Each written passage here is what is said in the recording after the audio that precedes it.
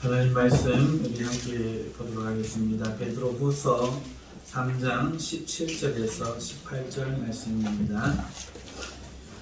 베드로후서 3장 17절에서 18절 말씀. 미혹에 이끌리지 말고 그리스도의 은혜와 그를 아는 지식에 자라가라 하는 제목으로 말씀을 증거하도록 하겠습니다. 이 말씀을 증거하기 전에 먼저 본문 말씀 우리 함께 목소리를 다 같이 하여 합독하도록 하시겠습니다. 공독하겠습니다. 그러므로 사랑하는 자들아 너희가 이것을 미리 알았은즉 무고한 자들의 유혹에 이끌려 너희가 굳센 데서 떨어질까 삼가라. 오직 우리 주 곧 구주 예수 그리스도의 은혜와 그를 아는 지식에서 자라가라. 영광이 이제와 영원한 날까지 그에게 있을지어다. 아멘. 할렐루야. 우리를 구원하신 하나님의 이름을 다 함께 찬송합니다. 오늘 성도님들 귀한 발걸음 하셨는데 우리 하나님께 예배에 성공하시고 또 하나님의 은혜 가운데 충만해지시기를 주님의 이름으로 축복합니다.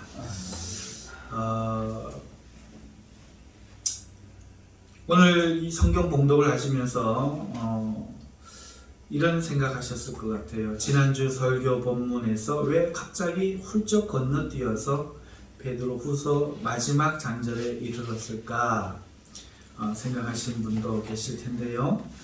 그 이유는 지난주 저희가 한 그 설교 본문이 마지막이 2장 1절에서 3절이었잖아요. 그런데 그 2장 1절에서 3절 이야기가 오늘 읽은 이 베드로후서 마지막까지 한 이야기로 이어지고 있기 때문에 그렇습니다. 다른 내용이 들어가거나 나누어서 설교할 만한 그런 요소가 있으면 나누겠는데 분량이 다소 많을지라도 이 설교를 한 번에 하는 것이 훨씬 유익하다 싶어서 오늘 이 본문의 제목을 가지고 한 번에 설교하려고 하고 있습니다. 여러분, 오늘 이 베드로 사도의 2장 1절에서 3절부터 지금까지 나오는 문제를 한 가지로 정의할 수 있는데 혹시 그게 뭔지 짐작하시겠나요? 여러분, 지금이 2021년 2월입니다. 오늘부터 이 사순절 기간으로 이제 접어들었잖아요. 첫 주인데 사순절 기간 접어들어서 첫 주일 예배를 드리는데 오늘 우리 교회, 저희 교회뿐만 아니라 우리 대한민국 교회의 가장 큰 문제를 들라면은 여러분 뭐라고 대답하시겠습니까? 여러분 뭐 어떻게 생각하세요? 대한민국 교회가 뭐가 문제죠? 너무 많죠. 마음이 아픈 거는 너무 많아요. 성도들도 문제가 있겠고 또 여러 가지 예배 문화나 이런 것도 문제가 있겠지만 가장 큰 문제는 저는 이렇게 생각합니다. 목회자의 문제다. 대한민국 교회의 문제는 목회자의 문제다. 이렇게 생각을 합니다. 지금 2장 1절에서 3절까지 거짓 선지자 이야기를 하는데 이 거짓 선지자들은 평신도를 이야기하는 게 아니에요. 그 당시에 교회 안에 교사, 하나님 말씀을 증거하고 가르치는 사람들, 지금으로 치면 목사의 역할을 하는 사람들, 이 사람들 문제를 지금 마지막까지, 오늘 본문 마지막까지 다루고 있다 하는 겁니다. 그러니까 이 문제가 얼마나 심각하고 이 사안이 얼마나 중요한지 오늘 우리가 이제 알 수 있을 것 같은데요. 그래서 오늘 미혹에 이끌리지 말고 그리스도의 은혜와 그를 아는 지식에 자라가라. 이렇게 본문의 말씀으로 제목을 삼았는데 미혹에 이끌리지 마라. 이 얘기가 무슨 얘기냐 하면은 바로 이 거짓 선지자들, 오늘날로 치면 가짜 목사들에게 그 미혹에 이끌리지 말라는 거예요. 그리고 미혹에 이끌리지 않으려면은 방법이 그리스도의 은혜를 알아야 된다 하는 거죠. 그리고 예수님을 아는 지식에 살아가야 유혹되지 않을 수 있다. 이렇게 말씀드릴 수 있는 것입니다. 자, 그러면 오늘 제목도 이렇게 정했고 여러분들에게 오늘 제가 무슨 말씀을 드릴지 분명히 했으니까 이제 우리가 읽지 못했는 그 베드로 사도의 이야기를 우리가 함께 살펴보면서 본문을 중심으로 오늘 우리의 모습과 그 당시에 있었던 그 모습을 살펴보면서 앞으로 우리가 나아가야 될 방향과 또 우리가 무엇에 대해서 신경을 써야 되는지 또 어떻게 해야 되는지를 알아보는 시간을 갖도록 하겠습니다. 자, 그러면 그 시작이 되는 2장 1절에서 3절 내용을 우리 다시 한번 가십시다. 한번 읽어볼까요? 그러나 백성 가운데 또한 거짓 선지자들이 일어났으나니 이와 같이 너희 중에도 거짓 선생들이 있으리라. 그들은 멸망하게 할 이단을 가만히 끌어들여 자기들을 사신 줄을 부인하고 임박한 멸망을 스스로 취하는 자들이라. 그들이 여럿이 그들의 호색하는 것을 따르리니 이로 말미암아 진리의 도가 비방을 받을 것이요 그들이 탐심으로써 지어낸 말을 가지고 너희로 이득을 삼으니 그들의 심판은 옛적부터 지체하지 아니하며 그들의 멸망은 잠들지 아니하느니라. 이 말씀을 요약하면요, 이 핵심이 뭐죠? 너희 가운데 거짓 선지자들이 일어났다 하는 거예요. 거짓 선생들이 들어왔다는 거예요. 그러니까 외부에서도 들어왔고 안에서도 생겼다는 것이죠. 이 이상한 건 아니에요. 논에다가 우리는 곡식만 씨를 뿌리지만 반드시 가라지가 납니다. 너무너무 이상한 일이죠. 가라지는 뿌린 적이 없거든요. 그런데 가라지가 난다는 거예요. 반드시 잡초가 난다는 거예요. 외부에서 날아와서 들어오고 안에서 몸만 심었는데 가라지가 안에서 자라고, 이것이 오늘 이 교회 안에 그대로 이루어졌다. 당시 이루어졌다는 거예요. 그런데 이들은 있어도 그만 가라지 같은 그런 자들이 아니라는 거예요.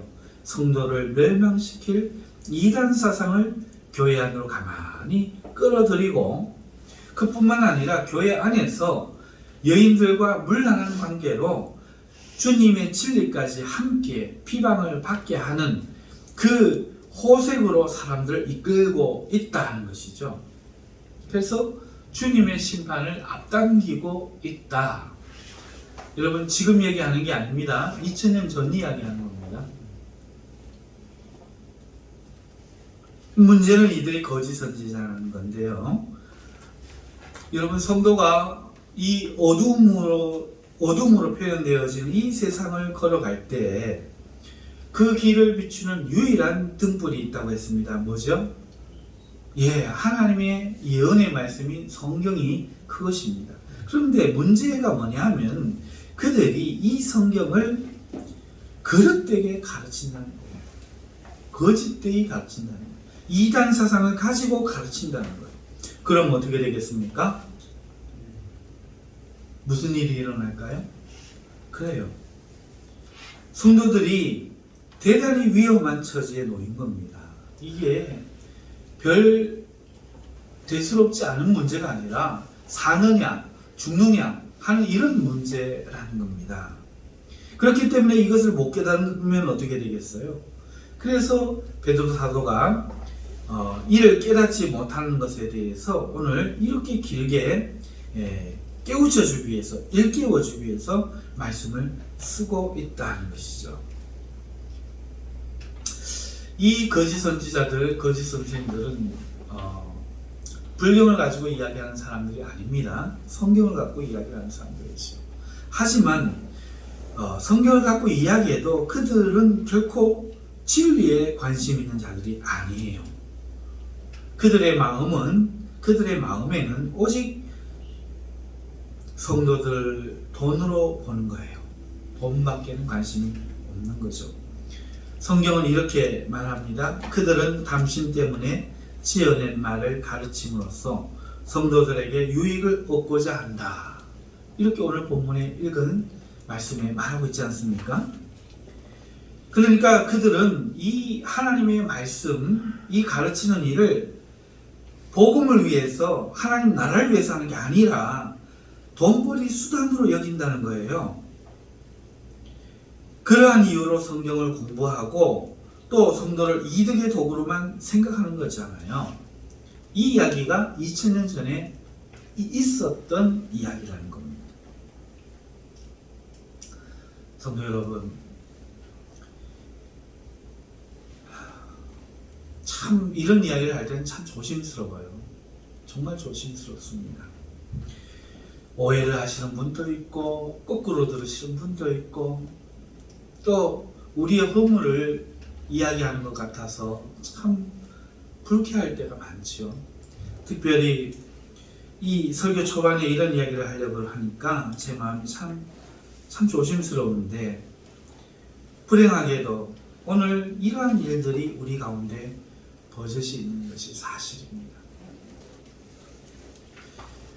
지금 저는 목사들을 비방하고자 하는 것이 아니라 옛날과 같이 교회 안에 들어온 거짓 선지자들이 있다는 것을 여러분에게 경각시키고자 하는 거예요.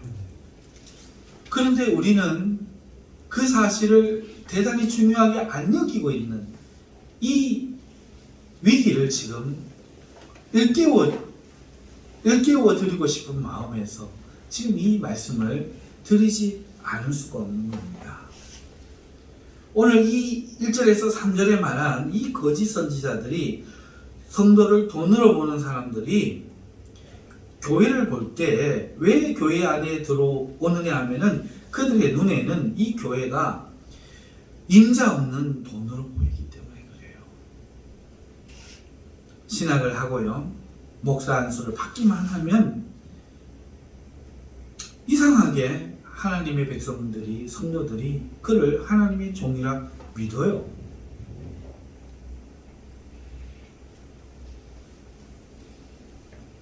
그래가지고 믿으니까 시키는 대로 할 거 아닙니까? 그래서 이 사람들이 교회를 탐내는 거예요. 어떻게 하든지 그런 사람들끼리 노예를 장악하고 이런 거짓 선지자들끼리 뭉치는 거예요. 여러분, 그 증거가 뭡니까? 교회를 사고 파는 거 아니겠어요? 머리 숫자로 성도를 계산해서 교회를 팔았다, 목사님 돈 주고 들어왔다, 이제 이 이야기는 새로운 이야기가 아닙니다. 물론 그런 현실도 있어요. 교회가 그 앞에 목사님이 그렇게 했기 때문에 교회는 갚을 재정적인 능력이 없고 목사님을 청빙하는데 장로님들이, 권사님들이 목사님이 좀, 오시는 목사님이 이걸 좀 부담하고 오시면 좋겠다, 이렇게 요구하시는 교회들도 많아요. 그런데 그 마음 속에는 그 교회의 빚이 성도의 빚이 아닌 거예요. 성도의 빚이 아닌 겁니다. 교회가 우리 교회가 아니라 목사님의 교회인 거예요. 그러니까 목사님이 프리미엄을 얻든지, 그리고 와서는 투자한 것을 뽑아야 되는 거예요. 진짜 목사님들 중에 그런 일을 하시는 분도 어쩔 수 없이 있었겠지만, 지금 이 일 자체가 대단히 위험한 일이고 사실은 이렇게 안 되는 게 맞고, 그러기 위해서는 성도들이 이 일에 대하여 각성하고 새롭게 해야 된다는 겁니다. 이대로 가면 안 된다는 거죠. 이 일이 얼마나 우리 가까이 있는가 하면은, 여러분, 이렇게 해서 온 목사님들이 하나님의 뜻이라고 하면은요, 이제 새로운 마음으로 시작하는 가운데 막 성도들도 좋은 마음으로 새로 시작하려고 하지 않습니까? 그러다 보면은 순진한 성도들은 은행 대출을 내서 헌금을 하지 않을 수 없는 그런 경우가 생겨요. 가장 많이 이용되는 게 뭐죠? 목사님 모시고 난 다음에 위임 받고 난 다음에 하는 게 위임식 때 뭘 하죠? 장로를 세우는 거죠. 권사를 세우는 겁니다. 그리고는 마음에 안 드는 장로님 쳐내죠. 그 장로님 앞으로 그 담보 잡혀있던 거 이 사람들에게 새로 장리 집사 세우고 권사 세운 사람들에게 장로 세운 사람들에게 헌금하게 할 뿐만 아니라 담보를 부담하게 하는 거죠.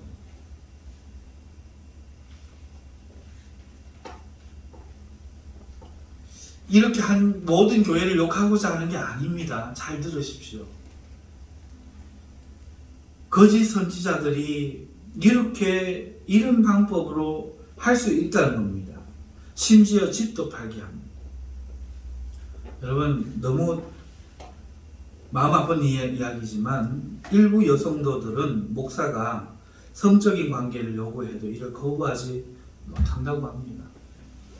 그리고 이것이 세상에 발각되어서 온 사회 뉴스를 떠들썩하게 만드는데 이 일이 한두 번 있었던 일인가요?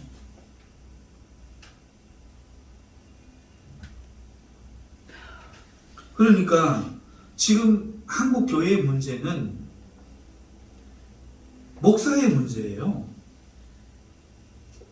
물론 성도도 문제가 있지만 가장 중심에는 목사가 있는데 진짜 목사를 이야기하는 게 아니라 가짜 목사를 말하는 겁니다. 교회를 돈으로 보고 하나님의 영적인 일로 안 보고 임박할 진노를 자기에게 당기는 오늘 이 이성 없는 짐승 같은, 그래서 가짜들을 끌고 지옥으로 가기 위하여 마귀로부터 파견받은 거짓 선지자들을 이야기하는 거예요.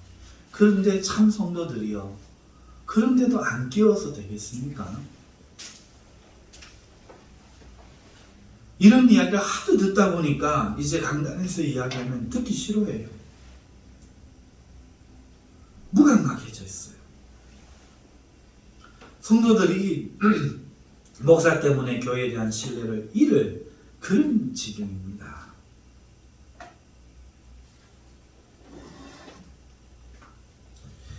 근데 지금 이 문제가 언제 있었다고요?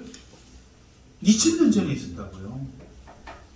제가 지금 현대 이야기에서 하기 때문에 과거에 없는 이야기 지금 한 게 아니에요. 성경에 있는 그 항목을 그대로 이야기하는 거잖아요.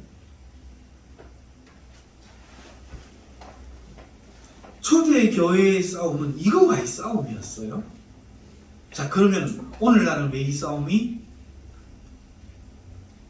있어야 되잖아요. 성도들이 눈이 부럽게 오고 이거와 싸워야 되잖아요.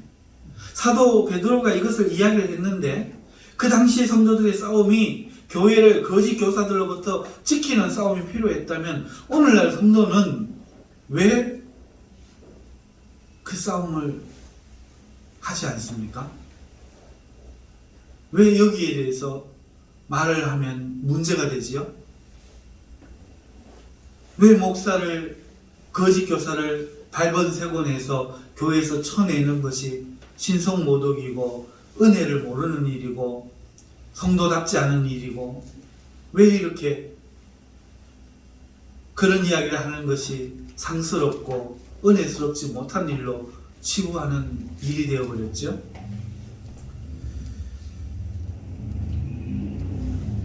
이거는 사느냐 죽느냐 하는 문제예요. 성도 입장에서. 하나님 나라가 무너지느냐 마느냐, 이 문제란 말이죠. 그렇기 때문에 오늘 베드로 사도가 이 문제를 엄중하게 다루는 것이 참으로 이해가 가지 않습니까? 오늘 2장 1절에서 3절부터 오늘 이 마지막 절까지 바로 이 한 문제를 계속해서 다루고 있고, 그 거짓 선지자들에 대해서 지금 베드로 사도가 언성을 높여서 이야기하고 있다는 거예요. 너무너무 이 문제가 심각한 문제이기 때문에, 중요한 문제이기 때문에 그렇습니다. 지금 베드로 사도는 이 거짓 선지자를 이야기하면서 우리가 방금 읽었는 본문 17절, 18절, 이 거짓 이러한 자들에게 미혹당하지 말라고 경고하고 있는 거 아닙니까? 그러려면 너희가 그리스도의 은혜를 알아야 되고 그를 아는 지식에 자라야 된다 말씀하고 있지 않습니까? 그런데 어떻게 성경을 주일날 와서 설교 듣는 것으로 봅니까?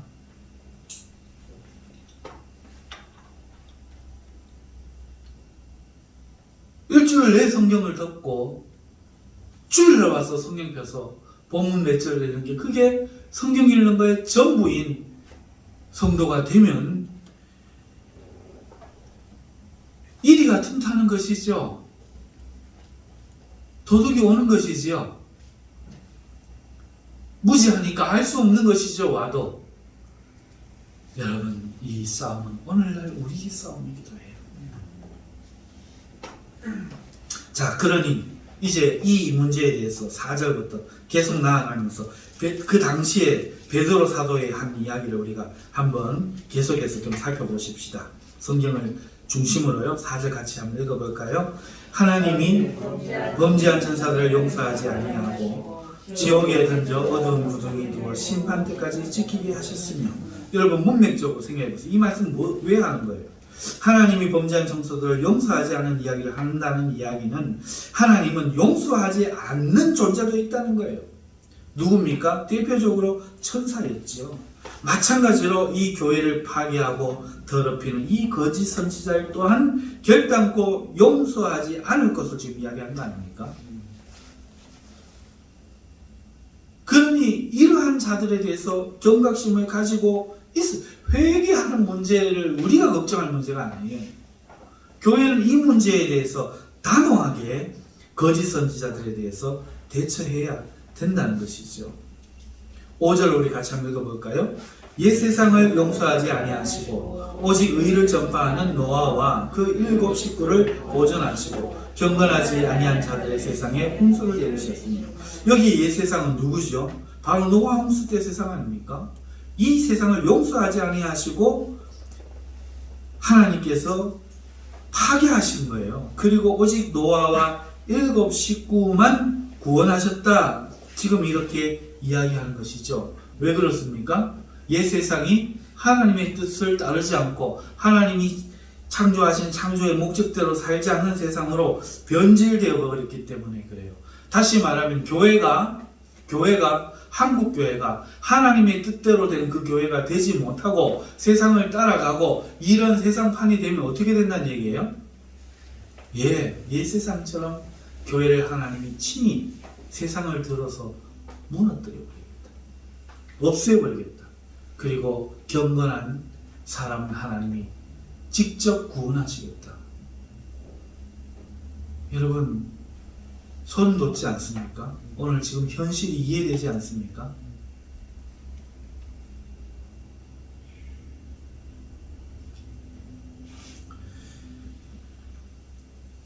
그 이야기가 6절에서 8절에 이어지고 있지 않습니까? 소돔과 고모라 이야기인데요.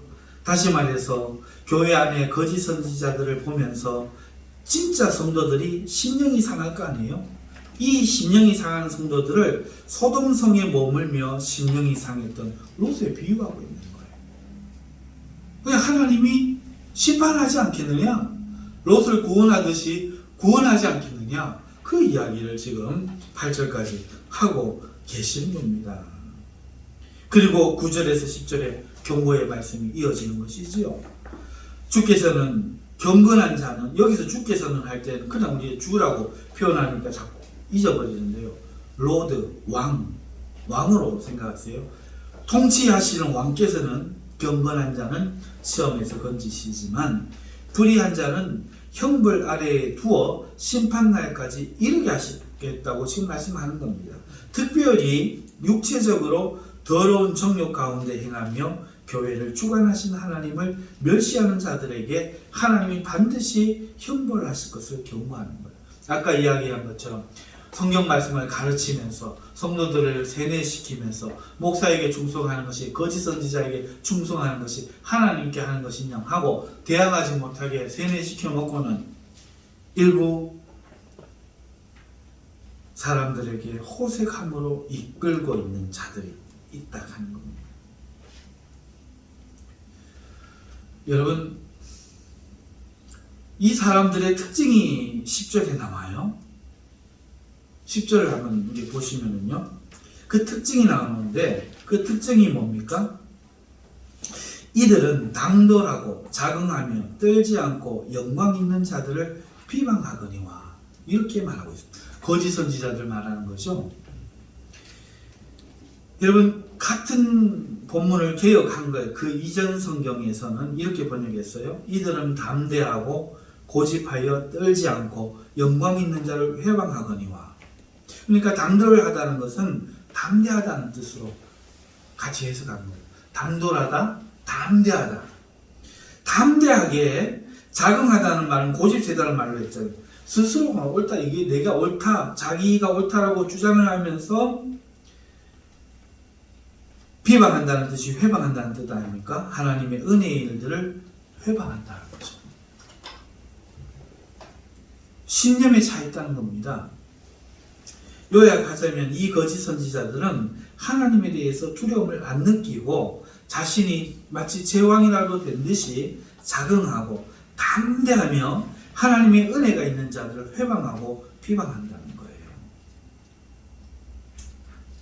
그러면서 뒤를 캐보면 돈을 밝히고 말할 수 없는 수치스러운 죄를 짓고 있고 성적인 죄에 얽혀 있다는 거예요. 하나님은 결코 이들을 용서하지 않으시고 형벌하실 것이라 말씀하고 있습니다. 그러면서 이들의 지금 중요한 문제로 뭘 다루고 있어요? 비방을 다루고 있죠. 여러분, 요즘 이 비방의 문제가 우리 한국교회에 얼마나 큰가 하니까 온 교회마다 비방이 가득해요. 비방하는 일에 지금처럼 적극적이고 대담한 적은 없었을 것 같아요. 물론 비방받을 만한 사람들을 비방할 수는 있습니다. 비판할 수 있습니다. 하지만 확인되지 않고 확실하지 않은 일까지도 쉽게 비방하는 세상이 되었어요. 요즘 유튜브를 통해서 더욱 많이 그러하죠. 여러분, 이 일은, 비방하는 일은 대단히 성경에서 중요하게 다루어졌던 문제입니다. 11절인데요. 우리 11절 같이 한번 읽어보시죠. 더 큰 힘과 능력을 가진 천사들도 주 앞에서 그들을 거슬려 비방하는 고발을 하지 아니해야 하느니라. 천사들조차도 자기를 거슬려, 자기가 지금 천사이기 때문에 누구 일을 하겠어요? 하나님 일을 하는 거잖아요. 하나님 일을 하러 가는데 자기를 거스리는 게 누구겠어요? 타락한 천사 아닙니까? 하지만 그들을 거슬러 비방하지 않았다 이야기하는 거예요. 왜 그래요? 네, 자칫하면 그들을 하나님 또 사용하시는 게 아닌가 싶어서 하나님의 뜻에 내가 위배될까봐, 심지어 옳은 말 것도 하나님 사용하시지만 옳지 않은 것도 사용하시니 이 또한 범죄가 될까 싶어서 조심하는 거죠. 그런데 이 거짓 선지자들, 2000년 전에 있었던 거짓 선지자들은 당돌하게 대담하게 비방하며 회방하였다 이 말씀하고 있다는 거예요. 그런데 그것이 오늘날 이루어지고 있습니다. 행동도 하잖아요.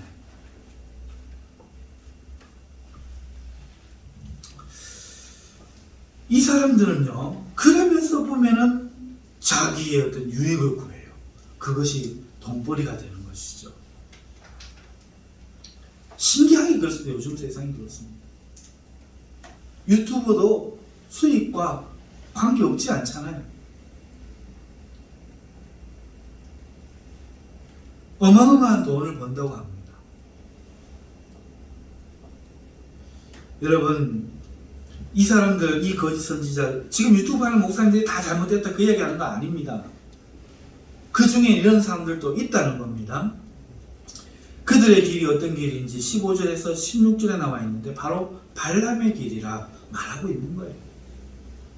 당나귀마저도 그릇된 길이라 외치건만 그들은 끝내 자기의 생각이 하나님의 뜻이라 우기며 그 길을 간다는 거예요. 왜 그렇습니까? 그들이 심판받아야 되기 때문에 하나님이 회개할 마음을 주지 않는다는 겁니다. 누구만 손해요? 그렇죠. 성도만 손해라는 거죠. 교회만 손해보는, 진짜 교회만 손해보는 거잖아요. 그런데도 이게 남의 일인가요? 성도 여러분, 한번 물어보십시다. 정치적인 문제를 우리가 나서서 지금 나가서 데모를 하는 게 맞느냐 안 맞느냐, 뭐가 맞나요? 왜 안 나서냐고 비겁하다고 말씀하시는 분들도 있잖아요. 자, 세상 일도 그렇게 한다면 이 교회 안의 일이 이런 거짓 선지자가 들어와 있다면 여러분 어떻게 해야 되죠? 마땅히 그 거짓 선지자들은 밟은 세원을 해야 되죠. 그 논리라는 말이에요. 안 그렇습니까? 이게 신성모독이고 하나님 나라를 대적하는 겁니까? 누가 해야 되죠? 누가 해야 되죠? 맨 성도들이 해야 됩니다.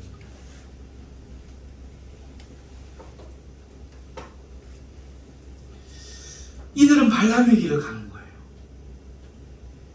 자, 이런 사람들이 베드로 사도에 의해서 정리되고 있는데 17절에 정리되고 있어요. 이 사람들을 정리하는 베드로 사도의 정의를 보십시다. 같이 읽을까요?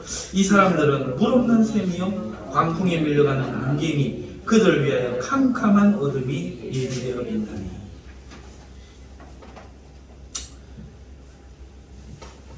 그렇습니다. 이 사람들은요, 샘같이 보이는데 물이 없어요. 결단코 그들에게서 평강과 은혜의 진리를 길러낼 수가 없는 샘입니다. 그들은 성도의 눈을 가리우는 거예요. 하지만 그들은 주님 앞에 광풍처럼 밀려 없어질 안개일 뿐입니다. 여러분, 이 얼마나 분명하고도 확실한 선언입니까? 망설이지 않잖아요. 그렇기 때문에 우리는 이 일에 대해서 둔감할 수가 없어요. 자, 그러면 하나님이 왜 이런 거짓 선지자들을 교회에 들어오도록 허락하셨을까? 이 부분도 잠깐 다뤄야 되겠죠? 왜 그렇게 하셨을까? 성도가 잘하게 하기 위해서입니다. 진짜와 가짜를 구별하고, 자기도 진짜인지 가짜인지를 구별하고, 가짜인 것은 회개하고 정화되도록 하게 하기 위해서 하나님이 이 일을 허락하신다는 거예요. 그러면 이 일을 누가 해야 된다고 했습니까? 교회가 해야 되잖아요.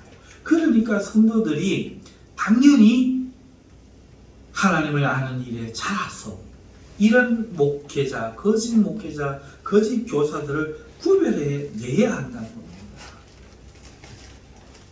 오직 하나님만 믿고 성경을 믿고 교회에서 목회자들을 올바르게 분별할 그 일이 성도들에게 달려있기 때문에 오늘 베드로가 이렇게 은성 높여서 지금 말씀하고 있는 것이지요.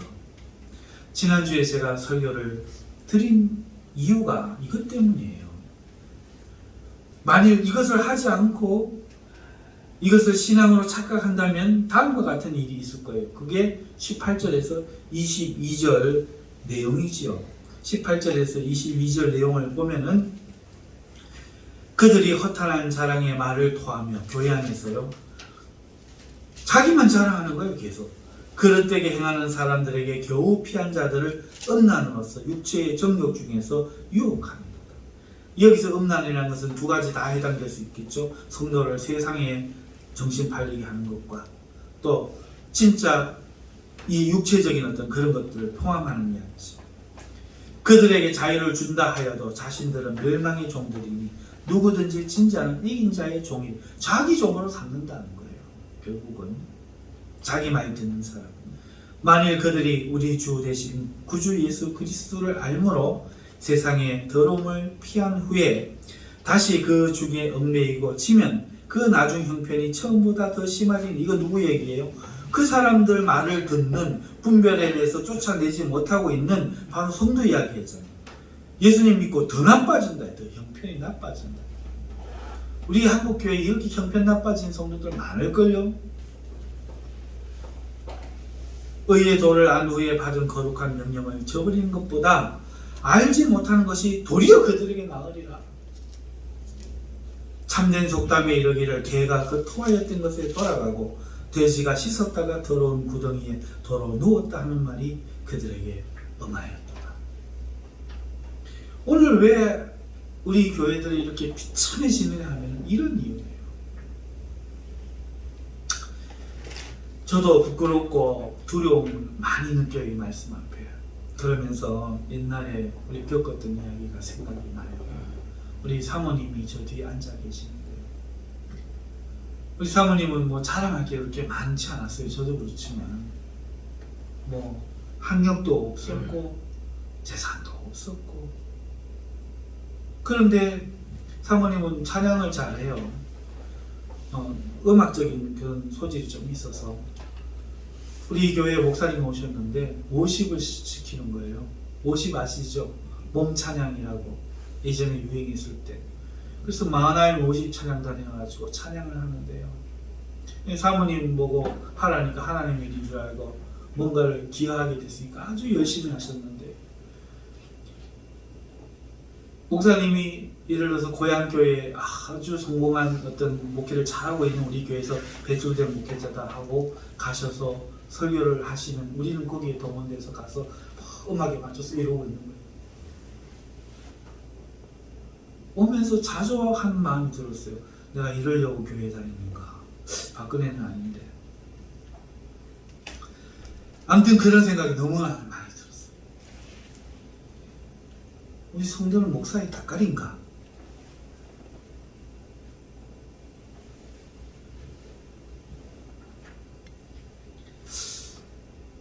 이렇게 힘들게 다들 신앙생활을 하는데 그 삶의 형편들이 너무너무 비참했어요.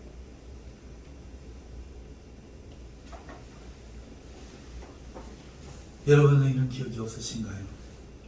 오늘 지금 말씀에 있잖아요. 그 이유가.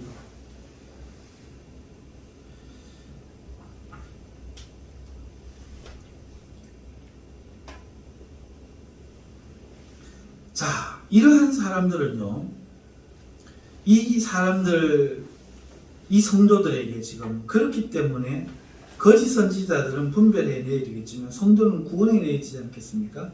그래서 베드로가 이 편지를 쓰고 있는 거예요. 3장 1절을 보시죠. 사랑하는 자들아, 내가 이제 이 둘째 편지를 너희에게 쓰노니 이 두 편지로 너희의 진실한 마음을 일깨워 생각나게 하여 곧 거룩한 선지자들이 예언한 말씀과 주 되신 구주께서 너희의 사도들로 말미암아 명하신 것을 기억하게 하려 하노라. 이 이야기를 하십니다. 우리 보고 기억하라는 거예요. 거룩한 선지자들이 예언한 옛 말씀, 옛 성경의 말씀과 우리 구주께서 우리를 위하여 세운 사도 베드로와 바울과 이 다른 사도들을 통해 명령한 것을 기억하라고 이야기하는 겁니다. 지금 거짓 교사가, 거짓 선지자가 하는 말과 일치하냐? 너희는 기억하라는 거예요. 여러분, 우리가 기억해야 될 그 사도들의 가르침, 구약 성경의 그 가르침, 그게 뭐라고 지난주에 설교했죠? 교의다, 교리다 이야기했지 않습니까? 이거예요. 가르침의 핵심을 기억하라는 거예요. 오늘 사도는 우리로 하여금 진실한 마음을 일깨워 생각나게 하기 위하여 이 두 편지를 쓴다, 이렇게 말씀하는 거죠. 오늘 2000년 전 상황과 같은 상황을 겪고 있는 우리 이 시대의 우리가 이 편지를 읽으면서 우리도 동일하게 이 교훈을 받아야 돼요. 사도들이 말하는 것을 기억해내야 됩니다. 성경이 말하는 바가 뭐냐? 바르게 배워야 됩니다. 그게 그리스도의 은혜를 아는 일이고 그리스도를 아는 일이다. 지금 말씀하고 있다는 거죠. 여러분, 지금은 사회적으로 그리고 온 세상적으로 그리고 교회가 영적으로 참으로 위기의 시기라 말할 수 있습니다. 이럴 때일수록 우리는 말씀으로 돌아가야 돼요. 66권의 많은 이 성경의 말씀의 그 요일을 집대성한 것이 바로 신앙 고백이에요. 우리가 교회라고 말하는 그것입니다.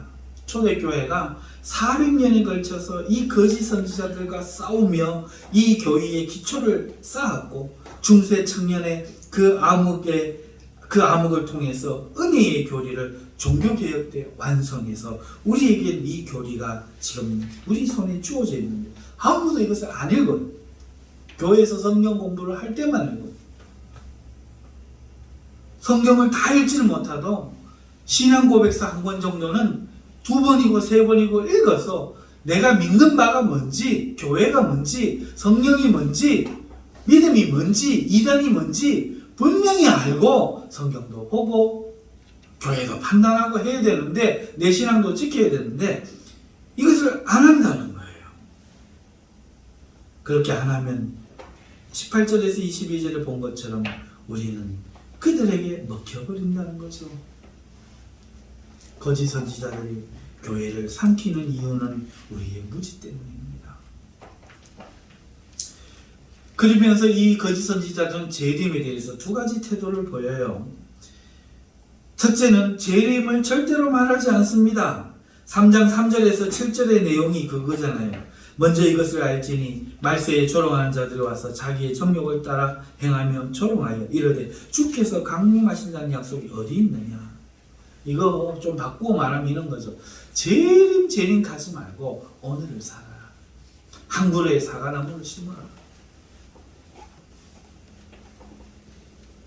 그런가 하면은 이 앞전에서 성도를 이익으로 삼는다는 그 사람들처럼 재림 이야기하면서 지금 너가 어느 때인데 세상에서 사느냐, 재산 다 팔아가지고 와라. 몇 날 며칠 날 휴가한다.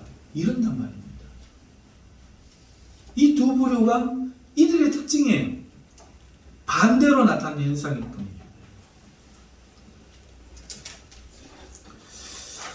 여러분, 재림에 대해서 우리가 어떻게 생각해야 되는지 베드로 사도가 8절에서 9절에서 이야기하고 있습니다.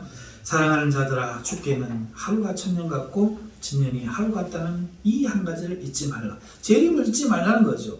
주의 약속은 어떤 이들이 더디다고 생각하는 것 같이 더딘 것이 아니라 오직 주께서 너희를 대하여 오래 참으사 아무도 멸망하지 아니하고 다 회개하기에 이르기를 원하시기 때문에 늦다는 거예요. 그러므로 재림을 기다리면서 살아가야 되는 거예요. 그래도 그 기다림이 언제 끝날지 알지 못하니까 오늘 우리의 삶을 종말론적으로 살아간다 할지라도 세상과 끊고 우리 하는 모든 일을 끊고 살아가는 것이 되어서는 안 된다 이야기하는 것이죠.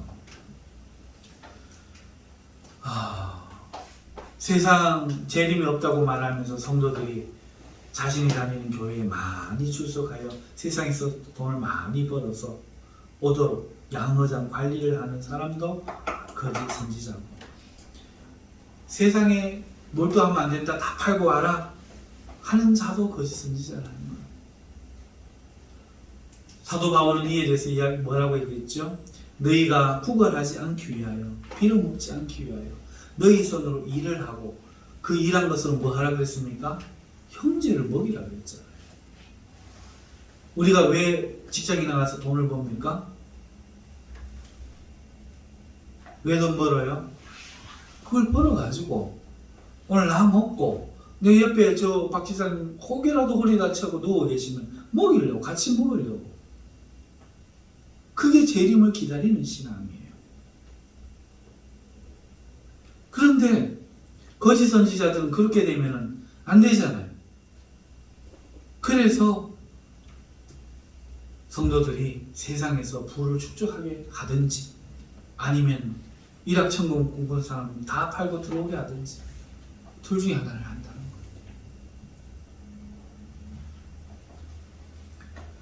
거예요.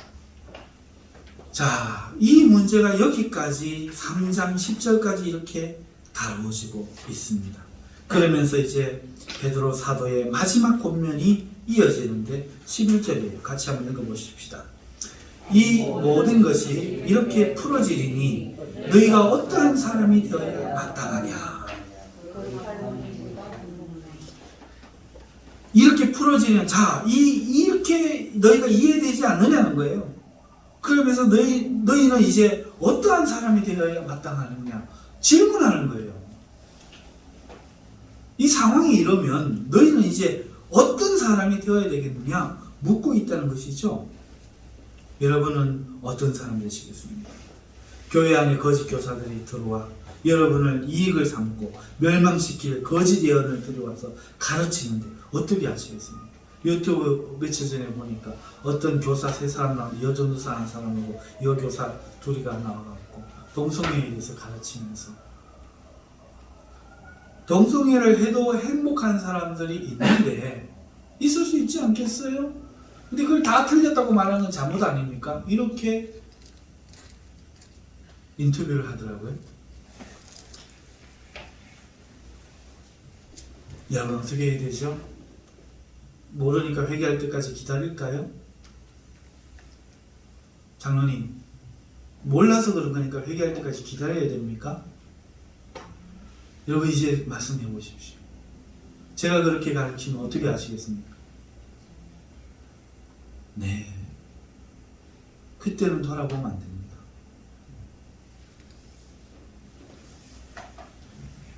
어떠한 사람이 될 거냐고 묻고 있는 거예요, 여러분에게.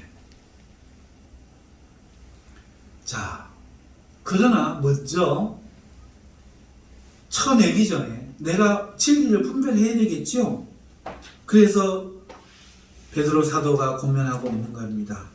이렇게 하시기를 바랍니다. 첫째, 거룩한 행실과 경건함을 갖추시기를 바랍니다. 11절 하반절에 있는 내용이었어요. 거룩한 행실과 경건함으로. 여러분 자신이 다시 거룩한 행실을 가지고 경건해야 돼요.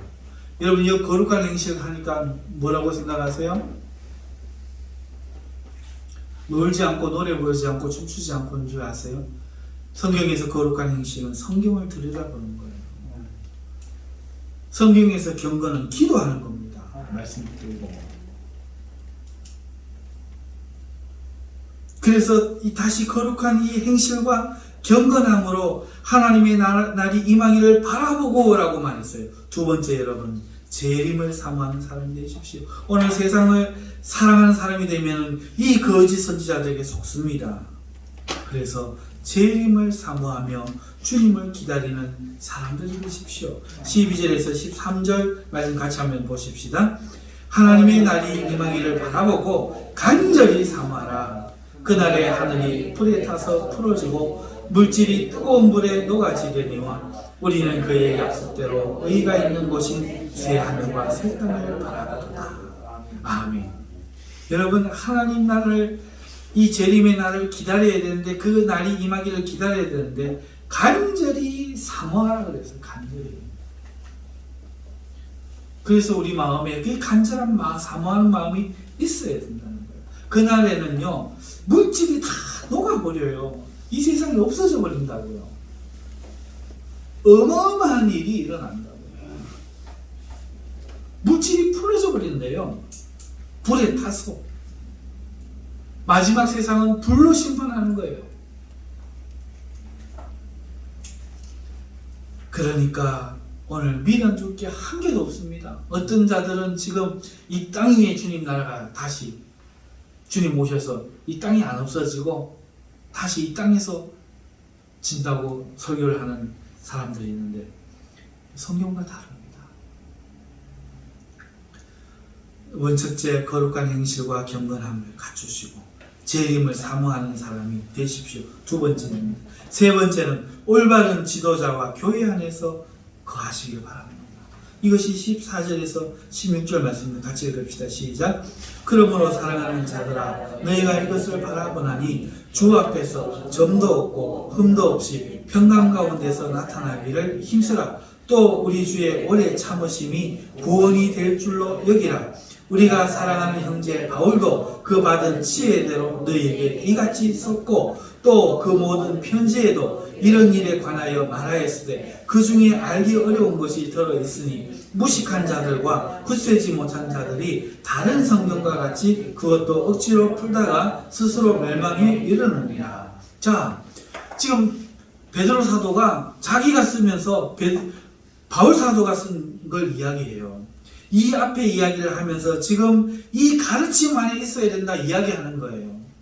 바른 가르침을 바르게 해석하는 그 일이 필요하다 이야기하는 거예요. 그래서 이렇게 정의한 거예요. 올바른 지도자와 올바른 교회 안에 거하면서 자라가라는 거예요. 말씀을 맺습니다. 말씀 맺기 전에 올바른 지도자와 교회 어떻게 구별해요? 자꾸 잊어버리니까 반복해서 말씀드리는 거예요. 바로 바른 교의와 교리를 바르게 선포하는 목회자가 올바른 지도자예요. 그리고 성도를 이익으로 삼지 않고 주님처럼 섬기고자 하는 지도자가 올바른 지도자입니다. 그리고 올바른 교회는 어떤 교회예요? 거짓 선지자들에게서 성도들이 영혼을 지키게 하기 위해서 그리스도의 은혜를 알게 하며 그리스도를 알아가는 그 하나님의 성경을 가르치는 교회. 그 교회가 올바른 교회 아닙니까? 수적인 부흥을 향해서 노력할 게 아니라 성도가 바르게 세워가는 그 진리를 세우는 일에 노력하는 그 교회가 바로 올바른 교회인 줄 믿습니다. 말씀을 맺습니다. 여러분, 우리가요 오늘 베드로 사도의 말처럼 거짓 선지자들에게 우리의 생명을 노략질 당하지 않기 위해서 우리가 믿기 전보다 더 비참해지는 이런 일을 피하기 위해서 우리는 스스로 정화하고 거짓 선지자를 쳐내야 됩니다. 그런데 그렇게 하기 위해서 우리는 두 가지가 필요합니다. 첫째는 하나님의 은혜를 알고 그리스도를 알아가는 건데, 이것을 알아가는데 가장 좋은 것은 성령이 교회 가운데 이미 밝혀놓으신 것, 초대교회와 중세교회를 통해서 세워진 진리의 교의를 우리가 바르게 배우는 일입니다. 두 번째는 그것만 가지는 것이 아니라 우리의 거룩한 행실 그리고 경건함이 요구된다 하는 것입니다. 여러분은 교회를 믿어도 안 되고 목사를 믿어도 안 됩니다. 오직 진리의 말씀으로 교육받고 배우고 자라기를 힘쓰십시오. 오직 성경만을 믿으십시오. 목사도 성경을 바르게 가르칠 때에 존경하십시오. 이걸 극단적으로 하시는 분이 있어요. 이렇게 이야기하면 또 목사를 회방하고 지도자인 감독인 장로와 권사를 무시하는 사람들이 있어요. 이건 잘못된 설교를 잘못 들어듣는 거예요. 오직 진리 안에서 순종하고 진리 안에서 그 진리를 받아들이시길 바랍니다. 그러면서 날마다 자신을 돌아보며 거룩한 행실과 경건에 힘쓰셔야 됩니다. 자기를 점검하셔야 돼요. 점검하셔야 됩니다. 저도 안전하지가 않습니다. 제가 안전하다 생각하는 순간 넘어지는 거예요. 여러분 모두가 마찬가지입니다. 우리 모두 안전한 사람은 없습니다. 안전지대는 없어요. 주님 앞에 가는 그날까지 우리의 싸움은, 우리의 영적인 싸움은 우리의 대적마귀가 살아있기 때문에 언제나 항상 있는 겁니다. 그러므로 기도하시면서 깨어서 교회를 지키셔서 하나님 나라를 지키고 여러분의 생명을 지키시는 인한교회 성도들 되시기를 주님의 이름으로 축원합니다. 우리 기도하십시오. 거룩하신 하나님 아버지 감사합니다. 참으로 두려운 때입니다. 비방하는 자들이 진리를 바르게 선포하는 자들을 고소하고 비방하고 이제는 동성애와 이런 것들을 죄라고 설교하지도 못하게 만드는 세상을 만들고 있습니다. 하나님 교회를 파괴하고 있습니다. 하나님 어찌하여 우리가 이렇게 이러한 처지에 떨어졌습니까? 하나님 아버지, 우리 성도들이 이 문제를 일으키고 있는 거짓 선지자들을 하나님 분별할 수 있는 영적인 지혜를 허락하여 주시옵소서. 교회를 사랑하고 하나님 마음을 사랑하고 형제를 사랑하는 마음을 가지고 하나님의 인정에 매이지 말고 진리 편에 서서 죽을지라도 진리를 사수하는 성도들 다 되게 하여 주시옵소서. 한국교회가 그 회개와 부흥이 있게 하여 주시옵소서. 예수님의 이름으로 기도하옵나이다. 아멘.